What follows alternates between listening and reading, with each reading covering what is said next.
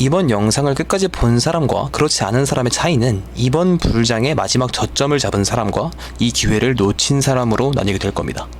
반갑습니다. 사트진이고요. 어제 긴급 영상에서 말씀을 드렸던 것처럼 실제로 하락이 크게 발생을 했습니다. 관점을 짧게 복귀를 해보면 바이비트 해킹 이슈로 인해서 매물대 상단에서 하락을 했을 때도 해당 구간은 디센딩 트라이앵글 패턴의 돌파 후 리테스트 지지 구간이기 때문에 해당 구간에서는 반등 가능성이 높다라고 해서 말씀을 드렸던 거 기억하시죠? 그리고 실제로 반등하는 모습을 보여주었고, 그 다음에 저는 지속적인 상승을 예상을 했었지만 테더 도미넌스를 확인을 했을 때 상승 관점이 지속이 되려면 결국에는 이 해당 구간, 이 하락 추세선에서는 저항이 나와줬어야 됐어요. 여기서는 테더 도미넌스가 빠져야 됐다라는 뜻인데요. 해당 구간을 돌파하는 모습을 보여주었을 때 저는 여기서 스위칭을 하겠다고 말씀을 드렸습니다. 그리고 박스권을 돌파를 하면서 테더 도미넌스의 급등, 그리고 비트코인은 크게 급락하는 모습을 보여줬죠. 근데 여기서 지금 비트코인의 중요 구간까지 이탈 직전이에요. 과도하게 빠졌다라는 얘기인데 결국 중요한 건 오늘 비트코인이 어디서 마감을 하는지입니다. 다시 한번 말씀을 드릴게요. 오늘 비트코인 일봉이 어디서 마감을 하는지가 가장 중요합니다. 그 이유를 설명을 드리기 전에 아래에 있는 구독, 좋아요 버튼 한 번씩 꼭 눌러주시면 감사하겠습니다. 우선은 비트코인이 정말 과도하게 빠지지 않는다면 불장 가능성은 여전히 높다라고 생각을 해요. 우선은 이렇게 하락 채널로도 볼 수가 있고 상승 채널로도 볼 수가 있죠. 여기서 볼린저 밴드를 켜보면 미들라인 이 22평이 상승 채널의 하단에 위치하고 있습니다. 그래서 제가 지금 과도하게 빠졌다라고 말씀을 드리는 거예요. 비트코인이 반등하는 모습을 보여주면서 상승 채널의 상단 110K에 도달하는 모습을 보여주려면 결국에는 이 구간, 이 90K는 지켜주어야 된다는 얘기입니다. 근데 사실 주봉은 크게 걱정할 게 없습니다. 이 주봉 캔들의 마감은 3월 3일이에요. 그러니까 이 말이 무슨 뜻이냐면 3월 3일까지 90K 위에 위치하고 있으면 주봉 기준에서 이 상승 채널을 지켜주었다라는 얘기인 거예요. 그래서 사실 주봉 기준으로는 아직 많이 여유롭다고 생각을 합니다. 근데 제가 오늘 기준으로 말씀을 드리고 있잖아요. 오늘 기준이면 어떤 게 중요할까요? 당연히 일봉이 중요하겠죠. 일봉의 종가 마감은 내일 오전 9시죠. 그러면 그때까지 90K를 지켜주냐 아니면 못 지킨 상태에서 마감이 되느냐, 이게 가장 중요한 포인트일 것 같아요. 현재로서는 가장 베스트는 이 90K를 일봉이 다이렉트로 지켜주는 겁니다. 그러면은 다이렉트로 V자 반등을 보여주면서 그대로 불장이 시작이 될 수가 있는 거고요. 만약에 못 지켜주게 되면 하락 채널의 하단인 86K까지는 충분히 올 수가 있다는 걸 인지를 해주셔야 돼요. 만약에 못 지킨 상태에서 중요하게 봐야 되는 것은 86K 가능성은 높아지지만 결국 3월 3일에 주봉이 90K 부근에서 마감을 하는지를 봐야겠죠. 이때는 상승 채널이기 때문에 아마 91K 부근이 될 것 같기는 한데, 오늘 90K를 이탈한 상황에서 마감이 되었다면 가장 중요한 건 일본 기준 저항 구간이 된 이 채널을 다시 한번 3월 3일까지 뚫어주느냐가 관건이 되는 겁니다. 무슨 말씀인지 아시겠죠? 4시간 봉은 현재 이미 이탈한 상황이에요. 4시간 봉은 이탈한 상황이고 밴드 하단까지 찍고 내려가는 페닉스리였기 때문에 그 말은 이 90K 4시간 봉 기준에서는 저항을 받는 구간이란 얘기입니다. 그러면 중요한 건 4시간 봉이 이 저항 구간을 뚫어주어야 된다는 얘기가 되겠죠. 그러면 현재 차트로 해석을 해볼 수가 있는 건 4시간 봉은 이미 이탈한 상황입니다. 저항 구간이 되었다는 얘기지만 일봉과 주봉이 90K에서 마감을 하게 되면 걱정을 안 해도 된다는 게 중요 포인트예요. 지금 상황에서. 만약에 일봉이 90K를 이탈한 상황에서 마감을 했다면 이 3월 3일 주봉이 어디서 마감을 하는지가 가장 중요하게 되는 거고요.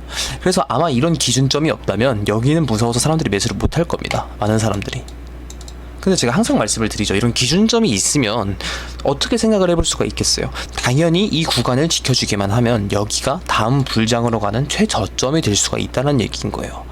그래서 이 구간을 무서워서 놓치는 게 맞을까요? 저는 너무 아깝다고 생각을 하거든요.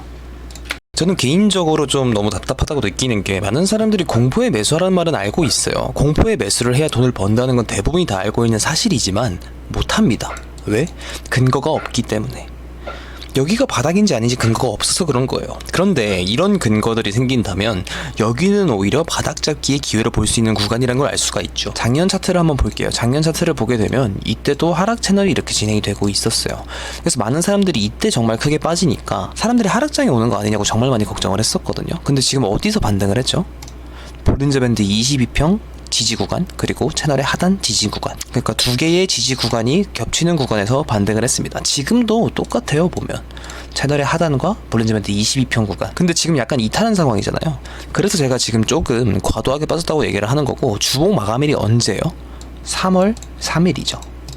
그럼 3월 3일까지는 이 채널 위로 올라오는, 즉 90K를 지켜주면 언제든 채널의 상단으로 올라갈 수 있는 정말 좋은 위치라고 말씀을 드릴 수가 있는 겁니다. 그래서 비트코인을 정말 걱정을 해야 될 때는 이 채널을 모두 이탈을 했을 때입니다. 모두 이탈을 했을 때. 여기를 모두 이탈을 하게 되면 사실상 불장 종료로 봐도 무방해요. 제가 분명 여기서 하락 채널을 돌파를 하게 되면 마지막 상승이 될 거다. 왜 마지막 상승이라고 생각을 하냐면 과매수를 시키면서 신고점을 갱신하는, 그러니까 하락 다이버전스가 발생을 할 거기 때문에. 기억하시죠? 그리고 마지막 상승 이후에는 하락장이 올 거다라고 했을 때 욕을 정말 많이 먹었거든요. 뭔 소리냐, 지금 트럼프가 당선이 됐고 기관들이 들어와 있는데 어떻게 여기서 하락장이 올 수가 있냐라고 해서 욕을 정말 많이 먹었었고, 심지어 찾아봐도 저 혼자 하락장을 봤습니다. 여기서. 그래서 많은 사람들이 욕을 해도 저는 여기가 고점이 될 가능성이 높다라고 계속해서 말씀을 드렸고 말 바꾼 적도 없어요. 그만큼 저는 단순히 여러분들 듣기 좋으라고 지금 여기서 반등 관점을 내는 게 아니라 실제로 반등 가능성이 높은 자리이기 때문에 말씀을 드리는 겁니다. 그리고 계속해서 여기가 불장의 끝이 될 거다라고 언급을 드리지만 지금은 아니다라는 겁니다. 지금은. 제가 말씀드리고 싶으면 이거예요. 저도 곧 하락장이 올 거라고 생각을 하거든요. 그런데 지금 마지막 상승이 한 번은 남았다고 생각을 하고 있고, 실제로 이 채널의 하단까지 올 거라고 는 말씀을 드렸어요. 그리고 그 자리까지 왔고요. 그런데 막상 오니까 많은 사람들이 걱정을 하시는 것 같아요. 하락장 아닌가? 제가 말씀드리고 싶은 건 이거예요. 막상 하락하면 무서워서 못 사요. 무서워서. 근데 막상 많이 오르면 그때 가서 산다는 거예요. 이런 저항 구간에서. 왜 반대로 하냐는 거죠. 여기는 지지 구간이에요. 그쵸?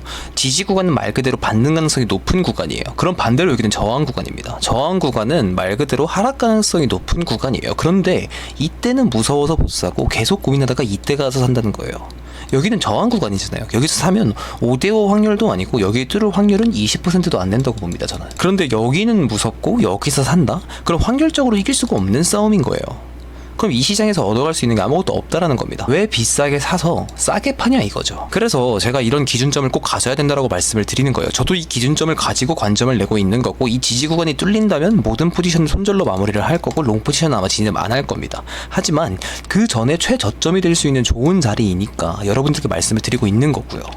그러니까 여러분이 손익비를 따졌으면 좋겠어요. 여러분이 손익비를. 매수는 지지 구간에서 매수가 들어가야 되는 거고, 매도는 저항 구간에서 매도가 들어가야 되는 거예요.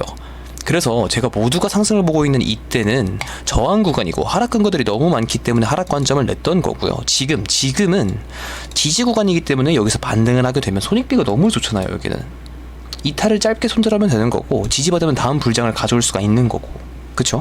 그래서 여러분들이 트레이딩을 할 때 누군가한테 이끌리는 게 아니라 이런 기준점 잡는 방법은 기본적으로 알고 계시면 좋을 것 같아요. 그래서 여기는 지지 구간들이 겹치는 구간이기 때문에 여길 지켜주게 된다면 충분히 V자 반등을 보여줄 수 있는 구간이라고 생각을 합니다. 그러니까 지금은 이 채널을 횡보를 하고 있는 건데 채널의 하단, 즉 지지 구간이라는 뜻이에요.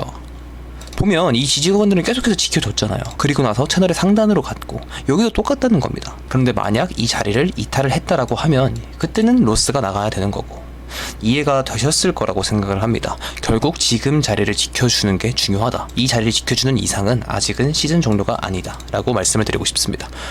네, 긴 영상 시청해주셔서 감사드리고요. 도움이 되셨다면 구독과 좋아요 그리고 알림 설정 한 번씩 남겨주시면 감사하겠습니다.